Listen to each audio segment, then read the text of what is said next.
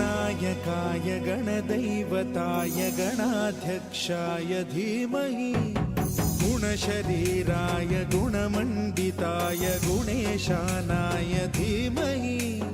गुणातीताय गुणाधीशाय गुणप्रविष्टाय धीमहि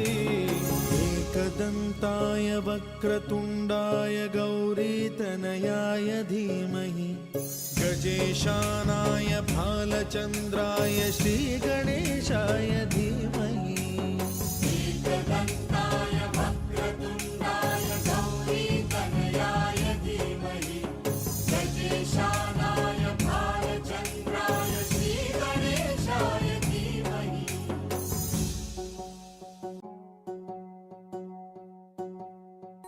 गानचतुराय गानप्राणाय गानान्तरात्मने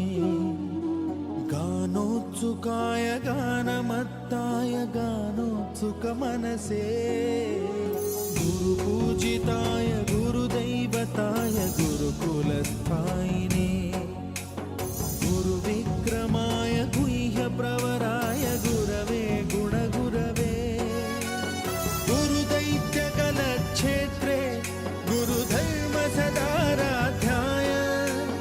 गुरुपुत्रपरित्रात्रे गुरुपाखण्डखण्डकाय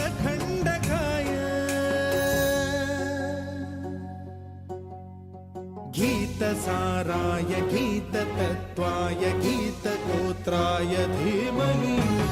गूढगुल्फाय गन्धमत्ताय गोजयप्रदाय धीमहि गुणातीताय गुणाधीशाय गुणप्रविष्टाय धीमहि